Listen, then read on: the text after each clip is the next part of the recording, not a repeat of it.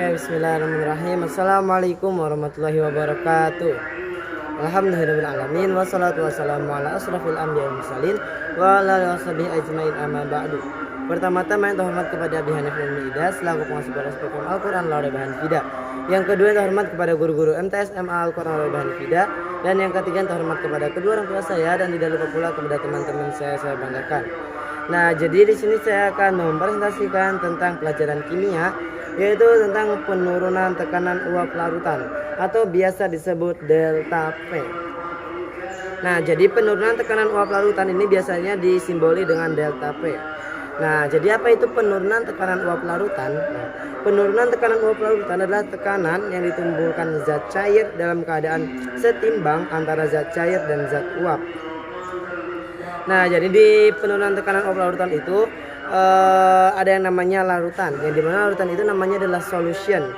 Kemudian ada pula yang namanya zat terlarut, yang artinya adalah solut, dan ada juga yang namanya pelarut, yang biasa disebut solvent.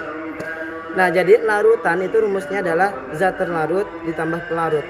Nah, jadi misalnya ada zat terlarut, jadi zat terlarutnya itu adalah air dan zat terlarutnya itu misalnya garam dan pelarutnya itu adalah air. Nah, maka disebut larutan garam. Nah, kemudian zat terlarut itu biasanya sifatnya itu adalah non volatil, sedangkan pelarut sifatnya itu adalah volatil. Kemudian di sini ada zat terlarut non volatil. Nah, jadi apabila suatu misalnya ada air. Nah, air ini dididihkan kemudian menguap. Nah, kemudian ada air garam dididihkan menguap. Nah, itu maka tekanan uapnya itu akan berbeda karena adanya campuran dari garam tadi. Nah, contohnya itu seperti ini gambarnya. Nah, jadi di sini tuh ada misalnya ada larutan yang sedang menguap. Nah, ini ada larutan yang sedang menguap. Kemudian yang biru-biru ini adalah air yang sedang diuapkan, dan oranye-oranye ini adalah zat non volatil. Nah, jadi kayak airnya itu tertahan oleh zat non volatil itu. Nah, kemudian semakin suhunya semakin tinggi, maka tekanan uap pun semakin tinggi, dan apabila suhunya semakin rendah, maka tekanan uapnya pun semakin rendah. Kemudian yang ketiga ada fraksi mol. Nah, jadi fraksi mol itu adalah bagian dari jumlah zat terlarut atau zat pelarut dalam keseluruhan larutan. Nah, jadi rumusnya adalah XP tambah XP sama dengan 1. Nah, kemudian ada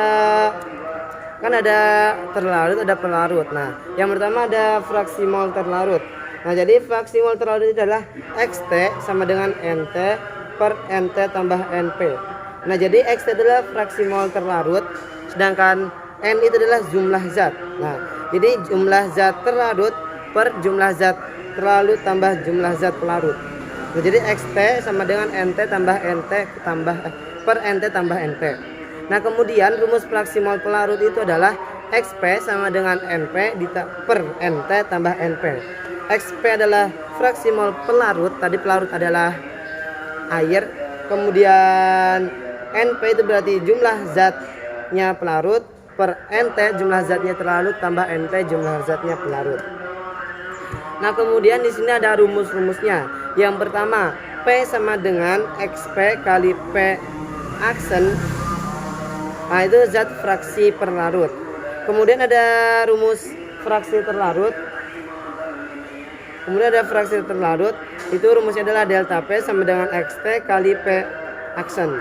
Sedangkan rumus aslinya adalah delta P sama dengan P0 kurangi P. Nah, jadi P0 adalah tekanan uap pelarut murni, sedangkan P sama dengan tekanan uap larutan, dan delta P sama dengan penurunan tekanan uap.